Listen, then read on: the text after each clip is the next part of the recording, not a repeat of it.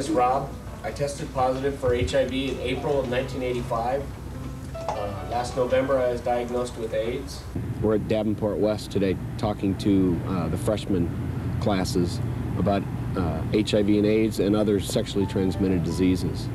The difference between this group and the other groups we've talked to is this is the age group that we need to be talking to. They got a little bit of this education in 7th grade, and now we're here to reiterate what we said, and then maybe they'll listen a little bit more since they're hearing it a second time. You all know now how to protect yourself from contracting HIV. 100% sure is abstinence. I'd like to think that all of them are listening. It's important that they get this information at the age they're at, because this is, according to the surveys in Scott County, this is the age where they are becoming sexually active, if it's already not too late. The other thing that's important for everyone to know is you can't tell by looking at someone whether they're HIV positive, whether they are in the early, middle, or late stages of the disease.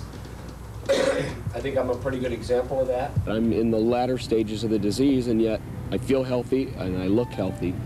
A young lady was in the office on Wednesday doing some volunteer work.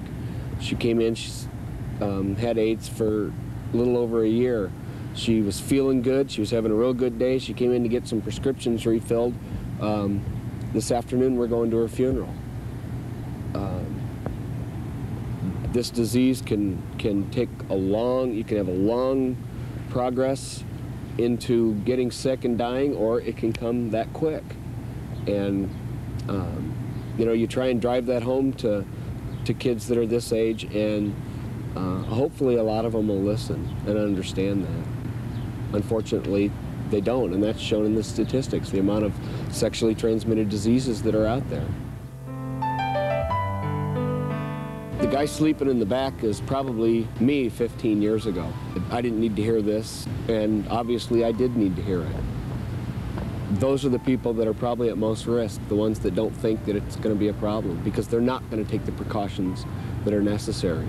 So they're probably the ones at the most risk. I want to go by and just bang them on the head and wake them up, but I guess you get in trouble for that. If I'd have heard this message 15 years ago, I probably wouldn't be infected right now. Because I was in one of the highest risk groups at that time, I'd like to think that I would have listened to the message. I wish the message would have been there. I'd like to think that I would have played safe if I'd have had the knowledge.